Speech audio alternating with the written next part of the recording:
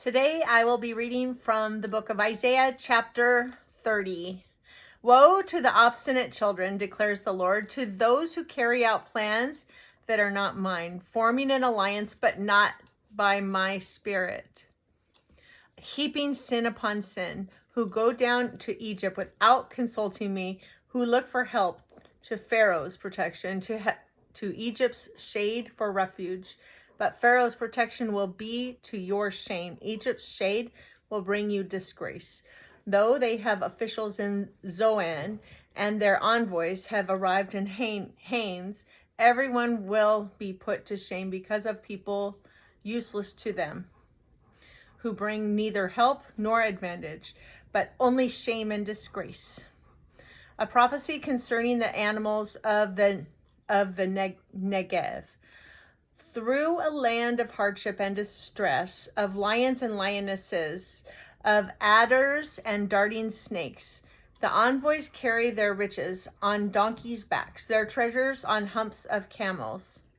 To that unprofitable nation, to Egypt, whose help is utterly useless. Therefore, I call her Rahab the do-nothing. Go now. Write it on a tablet for them, inscribe it on a scroll, that for the days to come it may be an everlasting witness. For these are rebellious people, deceitful children unwilling to listen to the Lord's instruction. They say to the seers, see no more visions, and to the prophets, give us no more visions of what is right. Tell us unpleasant things, prophecy illusions, leave this way, get off this path, and stop confronting us with the Holy One of Israel.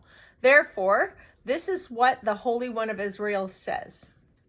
Because you have rejected this message, relied on oppression, and depended on deceit, this sin will become for you like a high wall, cracked and bulging, that collapses suddenly in an instant. It will break in pieces like pottery, shattered so mercilessly that among its pieces not a fragment will be found for taking coals from a hearth or scooping water out of a cistern.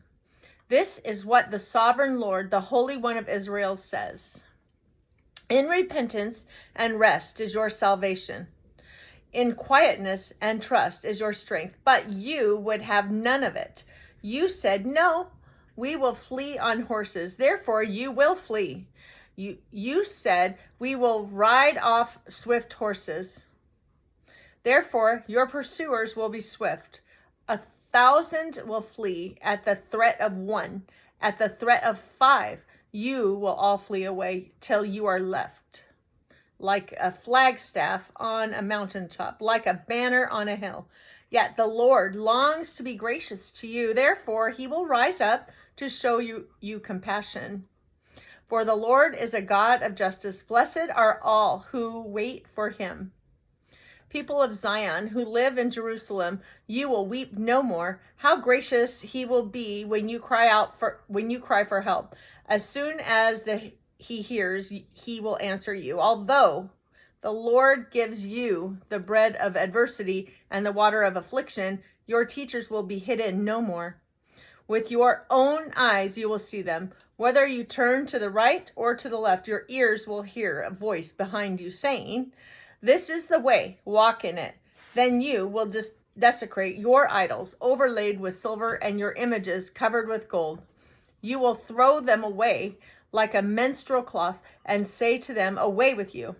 He will also send you rain for the seed you sow in the ground, and the food that comes from the land will be rich and plentiful. In that day, your cattle will graze in broad meadows. The oxen and donkeys that work the soil will eat fodder and mash spread out with fork and shovel. In the day of great slaughter, when the towers fall, streams of water will flow on every high mountain and every lofty hill.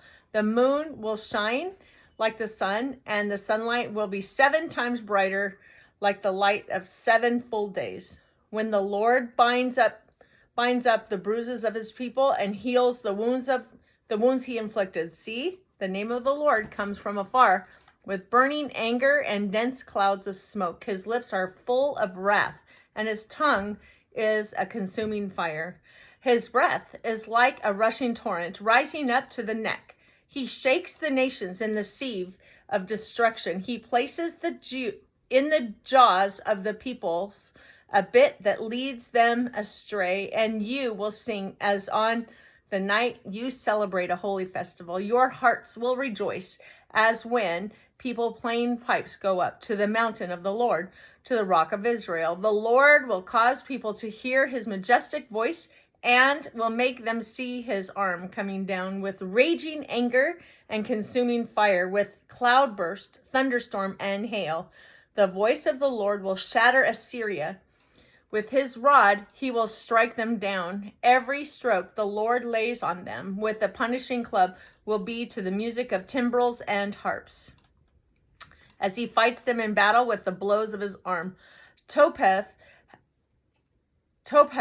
has long been prepared. It has been made ready for the king.